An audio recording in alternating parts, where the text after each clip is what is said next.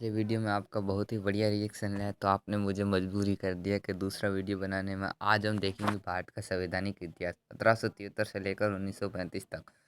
सन 1450 से पहले जो हमारा व्यापार था ना, जो हमारे यहाँ से जो मसाले जाते थे, क्योंकि यूरोप में आपको पता ये वहाँ पर सर्दियाँ बहुत होती हैं, तो वहाँ पर मसालों की आवश्यकता थी। वो लोग गर्म मसाले ज़्यादा पसंद करते, तो इसीलिए तो वहाँ से जो जाता था ना, यहाँ से मसाला जो बाहर से तुर्की जाते थे, तुर्की से यूरोप, यूरोप से स्थल मार्ग जाते थे। स्थल मार्ग था उस समय की, जल मार्ग की खोज हुई नहीं थी। तो 1450 के आसपास एक तुर्की में एक साम्राज्य का उदय हुआ, ओटोमन साम्राज्य। जो है ना, वहाँ से यहाँ से जो तुर्की मसाले जाते हैं उस पर टैक्स लगाना शुरू कर दिया। तो सारे विद्वान एक साथ इकट्ठे हो गए कि यार यहाँ तो टैक्स ज़्यादा लग रहे हैं, तो उन्होंने कुछ नए आविष्कार और इनोवेशन करने के लिए सोचा। जैसे उन्होंने कंपास जैसे बड़े जहाज़ों से कि समुद्री मार्ग में भारत की खोज की जाए, ऐसा उनके मन में विचार आया। तो समुद्र मार्ग की जब 1498 में वास्को डी गामा ये भारत पहुंचा, तो अपनी पूंजी का 60 गुना से ज़्यादा यहाँ पर कमा कर गया और फिर पुर्तगाल लौट गया। इसकी खबर पूरे यूरोप देशों को लगी। भारत से व्यापार करने में बड़ा लाभ है।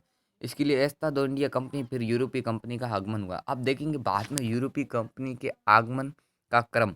तो सबसे पहले देशों को देखते हैं। सबसे पहले पुर्तगाल देश 1498 में सन में आए थे, एस्तो द इंडिया कंपनी। उसके बाद आई थी ब्रिटेन 1600 ईस्ट इंडिया कंपनी। उसके बाद Dutch Netherlands 1602 East India company. उसके बाद Danish 1616 Danish East India company. उसके बाद फ्रांस आई 1664 फ्रेंच ईस्ट इंडिया कंपनी। अब हम देखेंगे ब्रिटिश ईस्ट इंडिया कंपनी। देखेंगे ब्रिटिश ईस्ट इंडिया कंपनी की स्थापना 31 दिसंबर 1600 को। इसका हेडक्वार्टर लंदन ब्रिटेन में। किससे बनाया था? जॉन वाट व जॉर्ज वाइट ने बनाया था। जॉर्ज वाइट, ठीक है। इस समय ब्रिटेन की महारानी एलिजाबेथ प्रथम थी, जिन्होंने ईस्ट इंडिया कंपनी को भारत को एक साथ व्यापार करने का 15 वर्षीय चार्ट कर अधिकार पत्र दिया। मतलब देश से 15 वर्ष तक आप व्यापार कर सकते, इसके अलावा आप कुछ नहीं कर सकते। 15 वर्षों तक आपको व्यापार करने का अधिकार दे दिया। ये अधिकार 1833 में समाप्त हुआ। ब्रिटिश ईस्ट इंडिया कंपनी को भारत को 2 युद्धों के बाद स्थापित हुआ। तो 2 युद्ध हुए थे ब्रिटिश ईस्ट इंडिया कंपनी, वो भारत के राजाओं के विरुद्ध। देखते हैं। तो प्लासी का युद्ध हुआ था। बंगाल का एक गांव पलारा रोड पाया जाता है, वहां पर युद्ध हुआ था, पश्चिम बंगाल का, ठीक है। प्लासी का युद्ध कब हुआ? 23 जून 1757। ये किसके मध्य हुआ? रॉबर्ट क्लाइव व बंगाल के नवाब सूरजउद्दौला। मीर जाफर ने गद्दारी की। इस युद्ध में मीर जाफर ने गद्दारी की और ईस्ट इंडिया कंपनी को जीत लिया। उसके बाद बंगाल का नवाब मीर जाफर को बना दिया गया, ठीक है। अब दूसरा युद्ध हुआ था बक्सर का युद्ध, 22 दिसंबर 1764। ईस्ट इंडिया कंपनी वो संयुक्त सेना थी। तीनों राज्य थे, या कुछ कह सकते हैं, रियासतें वगैरह कह सकते हैं आप, ठीक है। मुगल के थे शाह आलम द्वितीय, और अवध सेना के थे सिराजुद्दौला, शुजाउद्दौला, और बंगाल के थे मीर कासिम। इनका किसके सामने? Hector Munro. तो इसमें जीत किसकी? ईस्ट इंडिया में। इस युद्ध के बाद एक लाभ आया कि इलाहाबाद की संधि व द्वैत शासन लागू हुआ। भारत के प्रथम प्रथम पेंशनर मुगल शासक कौन थे? शाह आलम द्वितीय, जिनको पेंशन दी जाती थी। 1765 में घोर अंधकार का युग कहा जाता है, क्योंकि इस समय लोग भूख से मरने लगे। द्वैत शासन कैसे कहते हैं? जैसे दीवानी संबंधी अधिकार थे, संपत्ति वो ईस्ट इंडिया कंपनी के पास थी, लेकिन निजामत संबंधी अधिकार है, जैसे शासन संबंधी, वो शाह आलम द्वितीय के पास आ गए। तो बक्सर के युद्ध के बाद के परिणामों पर चर्चा करेंगे। बक्सर के युद्ध के बाद क्या परिणाम हुए? 1765 इलाहाबाद की संधि हुई। अंग्रेजों के पास क्या आ गई? भूभाग आ गई, जनसंख्या आ गई, संप्रभुता आ गई, सरकार आ गई, राज्य। राज्य आपको बता दिया था, जो नियमों का समूह होता है, राज्य की व्यवस्था तो कानून का निर्माण वो संसद द्वारा ही बने जाते हैं। तो अब प्रस्ताव विधेयक बल संसद में पारित होने के बाद कानून अधिनियम एक्ट बनने लगे, ठीक है। तो अब भारत की संवैधानिक यात्रा पर चर्चा करते हैं। अधिनियम क्या होता है? भारत का संवैधानिक इतिहास 1713 से रेगुलेटिंग एक्ट पारित हो गया, तो 1965 तक भारतीय शासन संविधान। तो भारत का 70% हिस्सा है ना, ब्रिटिश के संविधान से ही लिया गया है। जो संवैधानिक संशोधन थे ना, उन्हीं से ही लिया गया।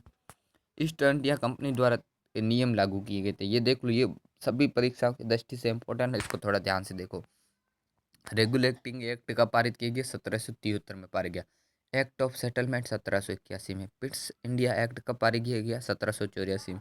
1786 का अधिनियम। Charter act 1793, charter act 1893, charter act 1833, और चार्टर एक्ट 1853। कैबिनेट मिशन कब भारत आया? 1946। माउंट बेटन योजना 3 जून 1947, जिससे भारत व पाकिस्तान के मध्य बंटवारा हुआ।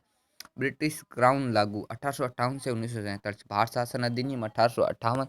भारत परिषद अधिनियम 1861 में लागू हुआ। भारत परिषद अधिनियम 1892। भारत परिषद अधिनियम, मॉर्ले मिंटो सुधार 1909, इसमें वो होता है मुस्लिमों द्वारा पृथक निर्वाचन चुनाव था, ऐसा कुछ है।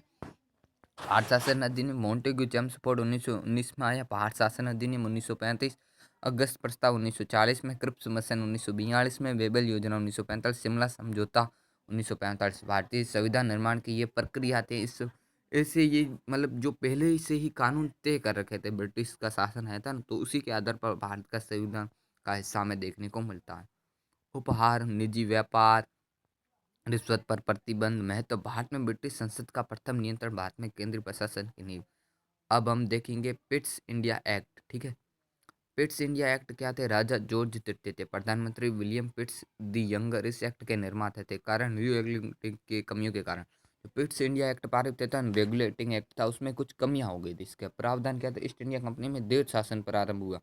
बोर्ड ऑफ डायरेक्टर व्यापारिक मामले के होंगे, बोर्ड ऑफ कंट्रोल राजनीतिक मामले के। ये ब्रिटिश संसद को रिपोर्ट करेगी सदस्य क्या नियुक्त करने के लिए। गवर्नर जनरल परिषद में सदस्य संख्या 4 से 3 कर दी गई। ठीक है, गवर्नर जनरल को वीटो शक्ति प्रदान की गई। कोलकाता में कंपनी को राजधानी बना गया। पहली बार भारत को ब्रिटिश अधिपत्य दी गया। 1786 का अधिनियम हम कल पढ़ेंगे। आई होप वीडियो आपको पसंद आई होगी। लाइक कीजिए, सब्सक्राइब कीजिए, बेल आइकन को दबाना मत भूलिए। जय हिंद, जय भारत।